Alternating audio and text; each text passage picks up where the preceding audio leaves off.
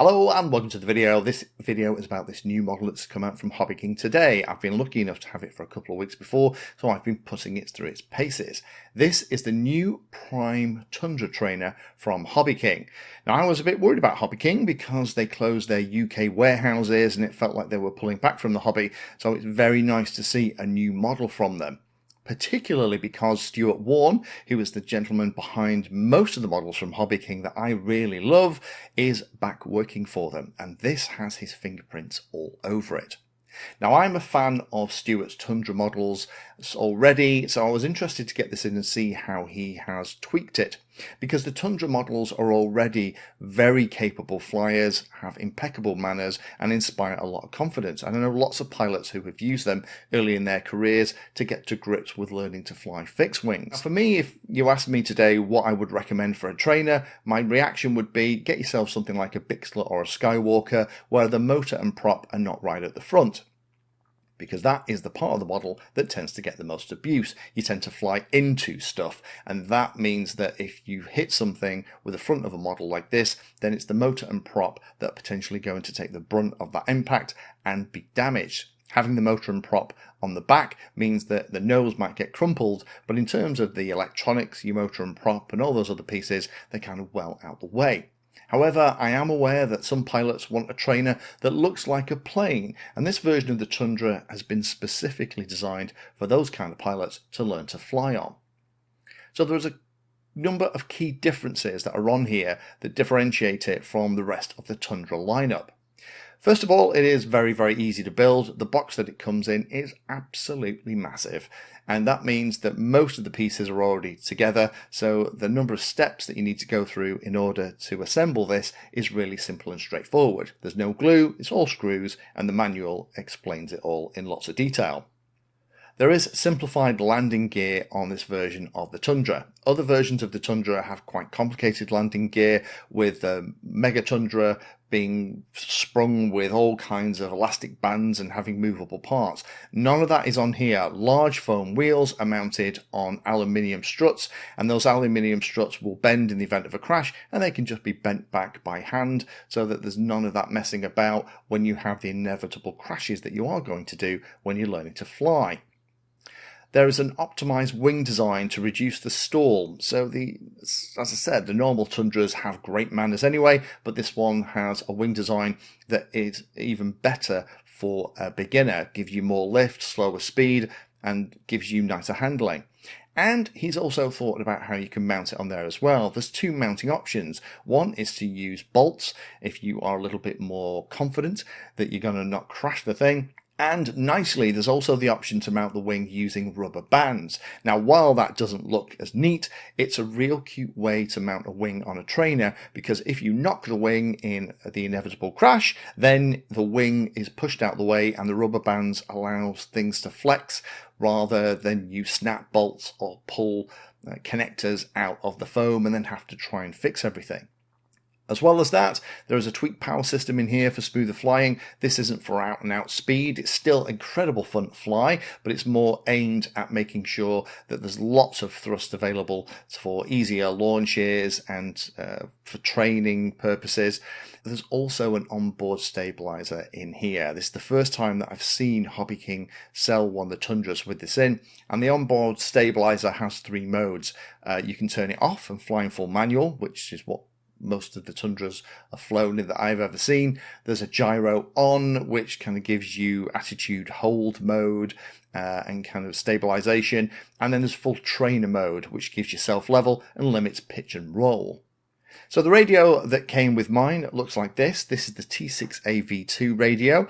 It has switches on here for all of the key things. There's a switch for arming, which is very handy. Means that you can't accidentally bump the throttle, spin the prop and hurt yourself. There is a switch for the flaps. The flaps, when they're down, allow you to fly more slowly because the wing produces more lift.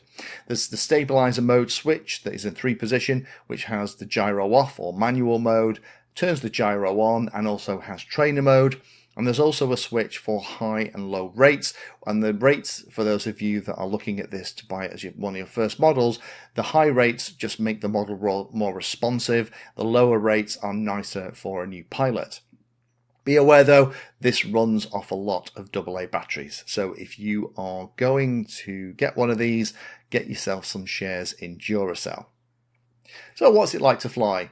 Well, the really good news is that all the Tundras are incredible trainers anyway, and very forgiving and very fun to fly. This one has had all of those aspects needed kind of modified and polished and tweaked to make it a really nice trainer.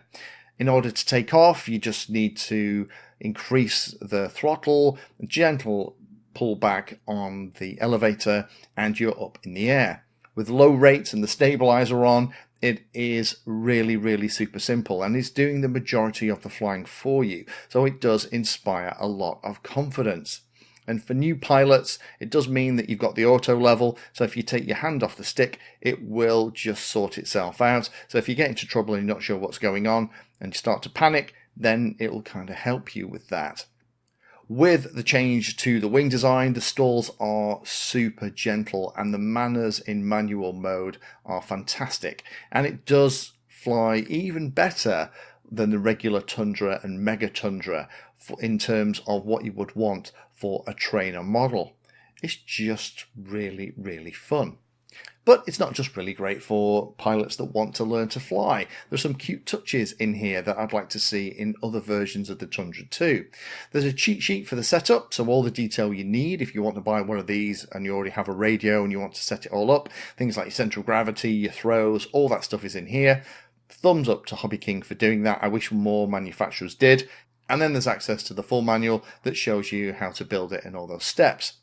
There's also an FPV canopy in the box, which has a space for a 9-gram servo, so you could put a pan and tilt setup on here, or it's a nice flat area where you could stick your FPV gear.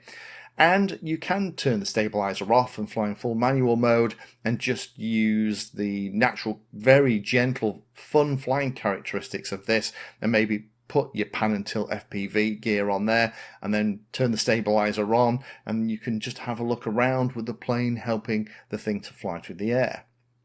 There's only a few things to note about this. It's not the model if you want lots of speed. It's not really designed for speed. It's still incredible fun to fly, but if you want something that's faster, there's better choices. The supplied radio, if you get that version that comes with the radio like the one I have here, is very plasticky, but it does do the job and does seem to work well. There's no LiPo and charger in the box. Those are the only two extra things, apart from a load of AA batteries for the radio, that you're going to need. So check that on the HOBBYKING website if you're going to order one of these. And sadly, there isn't a spare prop in the box. As I said at the beginning, the prop and the motor on these models are ones that are going to get a little bit of abuse because you tend to fly into stuff. You don't tend to fly backwards unless something really bad's happened.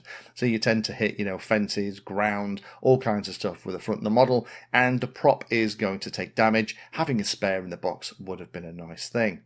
And last thing, as I said at the beginning, the box is absolutely huge. So make some space so you can open the box and get all the pieces out. But the reason for the box being that big is because the pieces are already kind of set up and molded, all the servos are installed and everything. The installation and build is a lot simpler because of that. Learning to fly with someone is always the best way, but with this model it provides a huge amount of support and help for a learner pilot. So learning to fly with someone is always the best way, but this model provides a huge amount of support and help for the learner pilot. Would I recommend it? I still like a model with a motor and prop on the back where it's out the way of all the nasty damage that you're going to do and the crashes that you're going to have while you're learning to fly. But if you want a trainer model that looks like a real plane and has been designed to take some of those knocks that it'll get, then this is a really nice choice. So for us customers here in the UK without the UK warehouse, that does mean that we are going to have to order it if you want one from the EU warehouse. Now I have checked with HOBBYKING and they're currently working on making sure that UK orders are available from the EU warehouse. I'll put links down below so you can have a look.